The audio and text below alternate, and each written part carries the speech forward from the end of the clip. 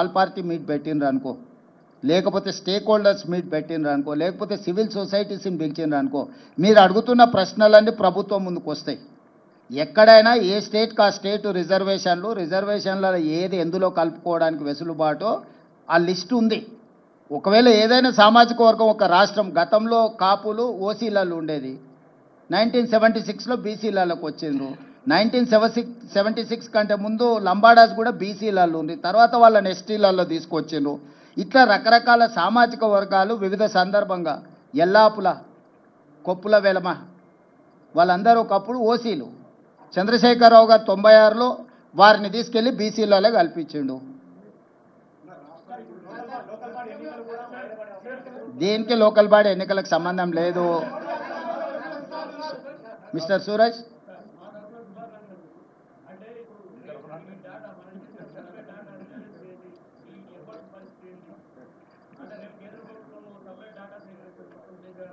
ఏ data సేకరించినా సూరజే ఉంటాడు, పొన్నం ప్రభాకరే ఉంటాడు కదా. వారు వీరు గారు, వీరు వారు గారు, వాళ్ళందరిని వచ్చి సేకరించమంటున్నాం. మేము ముందు నుంచి కూడా చెప్పినాం, అయ్యా మేము ఒక విధానంతోనే ఒక ప్రక్రియ ద్వారా సంపూర్ణమైన సమాచారాన్ని సేకరించడం, 97% జనాభా ఈ ప్రక్రియలో పాల్గొన్నారు, ఇవి లెక్కలని చెప్పినాం. కేంద్ర ప్రభుత్వం ఇంకా మెరుగైన ప్రక్రియ ఏదని చేపడితే మంచిదే కదా, మాకేం అభ్యంతరం లేదు. మేము ఇంటింటికి వెళ్ళి 150 కుటుంబాలను 150 ఇండ్లను ఒక గ్రూప్గా దానికి ఒక ఎన్యూమరేటర్ను పెట్టి 60 రోజులు సమయం ఇచ్చినాం. ఓ రోజు సూరజ్ ఏదైనా పని మీద పెళ్లికో పేరంటానికి పోతే కూడా తెల్లారైనా మళ్ళీ పోయి నమోదు చేయించుకొని రాని. దాంట్లో ఎవరైతే నమోదు చేయించుకున్నారో వాళ్ళు సంతకం తీసుకున్న అధికారి ఆయన సొంతంగా రాసుకొని ఆయన సంతకం పెట్టుకొని రాలే. ఆ కుటుంబ పెద్ద దగ్గర, కుటుంబ వ్యక్తుల దగ్గర కూర్చొని ఆ కుటుంబ పెద్ద ఎవరు, కుటుంబంలో ఉన్న సభ్యులు ఎంతమంది, వాళ్ళు ఏ సామాజిక వర్గము, వాళ్ళకి ఏమేమి లబ్ధి పొందుతున్న ప్రభుత్వ పథకాలు, రాజకీయంగా ఏమైనా రిజర్వేషన్లు పొందినరా, అన్ని వివరాల ప్రశ్నపత్రంలో ఉన్నాయి. ఎవరు ఏది నిజం చెప్పినా అబద్ధం చెప్పినా, ఆస్తుల అప్పుల విషయంలో నిజాలు అబద్ధాలు చెప్పొచ్చు, కానీ కులాల వివరాలు ఎవరు కూడా అబద్ధం చెప్పరు. ఇది 100% నా సంపూర్ణమైన విశ్వాసము. కులాల లెక్క పక్కగా తేలిన తర్వాత సంక్షేమ పథకాలు ఎట్లా అమలు చేయాలనో ఆటోమేటిక్గా ఆ స్టేటస్ అనేది మన దగ్గరకు వచ్చేస్తుంది. కేంద్ర ప్రభుత్వమే ప్రామాణికం. ఎప్పుడు కూడా ఎలాంటి డేటా అయినా గవర్నమెంట్ ఆఫ్ ఇండియా ప్రివేల్స్. ఇప్పుడు ఏ డేటా లేనప్పుడు నా డేటా ప్రామాణికం. కేంద్రమే ఒక ప్రక్రియను చేపట్టి ఇది డేటా రాష్ట్రాల వారి కానీ కేంద్ర ప్రభుత్వం ముందుకు వచ్చినప్పుడు ఆటోమేటిక్గా గవర్నమెంట్ ఆఫ్ ఇండియా ప్రివేల్స్.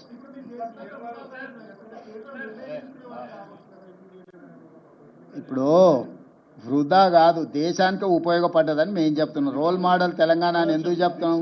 100 సంవత్సరాల నుంచి ఎవరు చెయ్యలేని పనిని, ప్రక్రియను తెలంగాణ రాష్ట్ర ప్రభుత్వం చేయడం ద్వారా చెయ్యడానికి ఏ విధి విధానాలు ఉండాలి, చేయడం వల్ల వచ్చే ప్రయోజనం ఏంది, చెయ్యకపోతే కలిగే రాజకీయ పార్టీలకు నష్టమేంది తెలిసింది. కాబట్టి ఈరోజు తెలంగాణలో సేకరించిన సమాచారం దేశానికి ప్రయోజనం చేకూరింది.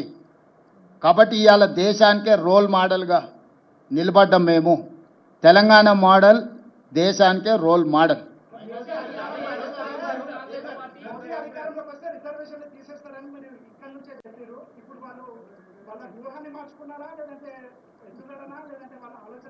ఇప్పుడు సిద్ధు వాళ్ళు ఎందుకోసం చేస్తున్నా అనే దానికంటే దీనివల్ల ప్రజల ప్రయోజనం ఏందో చూడాల్సిందే.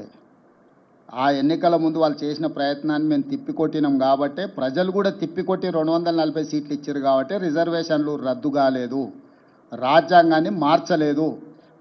వాళ్ళు అనుకున్న 400 సీట్లు వచ్చినుంటే ఈ పాటికి దేశంలో రిజర్వేషన్లు రద్దు అయ్యేటివి, రాజ్యాంగం రూపురేఖలు మారిపోయేది, ఈరోజు కులగణన కూడా జరుగుండేది కాదు.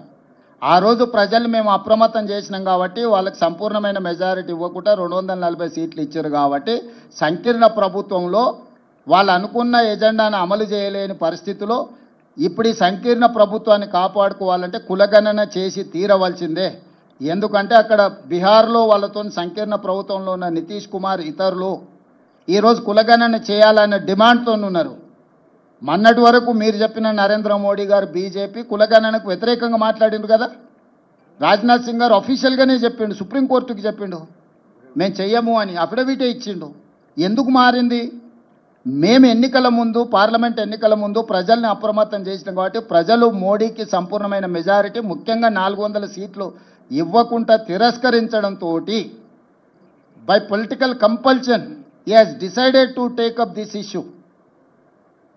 సో మేము ఏదైతే ప్రయత్నం చేసినామో రాహుల్ గాంధీ గారి భారత్ జోడో యాత్ర దేశ ప్రజలకు ఉపయోగపడ్డది. ప్రతిపక్షం మేము పాలకపక్షం వస్తే నిర్ణయాలు చేస్తాం, ప్రతిపక్షంలో ఉంటే ప్రభుత్వాన్ని ఒత్తిడి చేస్తాం. ఇదే కదా ప్రజాస్వామిక స్ఫూర్తి. మా ఒత్తిడితోని ఈరోజు కేంద్ర ప్రభుత్వం ముందుకు వచ్చింది, అమలు చేస్తుంది.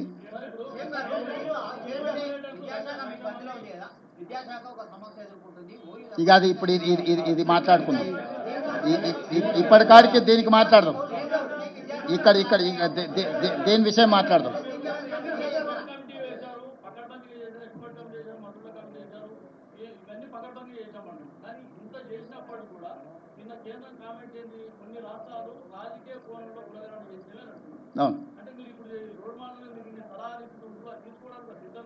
కొన్ని రాష్ట్రాలు అంటే బీహార్ లాంటి రాష్ట్రం, వాళ్ళ ప్రభుత్వం ఉంది కదా, నితీష్ కుమార్ చేసిందని కోర్టు తప్పు పట్టింది కదా, వాళ్ళ గురించి వాళ్ళు చెప్పుకుంటే ఎన్నికల్లో నష్టం వస్తుందని బీహార్ను పరోక్షంగా కోర్టు చేసిండు Ashwini Vaishnaw. It is not for Telangana. Yes,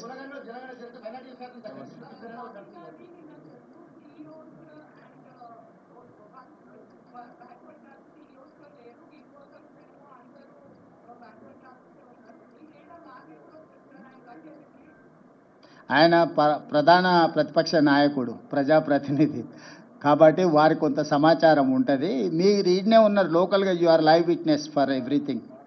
మేము డేటా అంతా ఇచ్చినాము, కొంత సెన్సిటివ్ డేటా షేర్ చేయడానికి లేదు. Data privacy act, head of a డిపార్ట్మెంట్లో ఎవరు ఉన్నారు ఏంది అనేది ఆ డేటా అంతా అఫీషియల్గా ఎప్పుడైనా అందుబాటులో ఉంటుంది.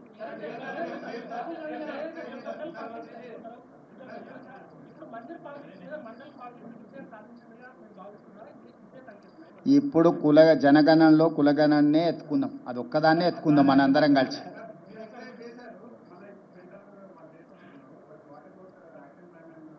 మా యాక్షన్ ప్లాన్ కూడా ఎక్స్పర్ట్స్ కమిటీని అపాయింట్ చేసినాం. We will take that experts committee suggestions and we will implement. Yes, it is there, it is under process. ఇప్పుడు ఈ ప్రెస్ మీట్ అనేది నిన్న కేంద్ర ప్రభుత్వం తీసుకున్న నిర్ణయం మీద రాష్ట్ర ప్రభుత్వం సహకారానికి సంబంధించి మీరు ఏ ప్రశ్నలు అడిగినా దానికి రిలేట్ చేసి అడగండి.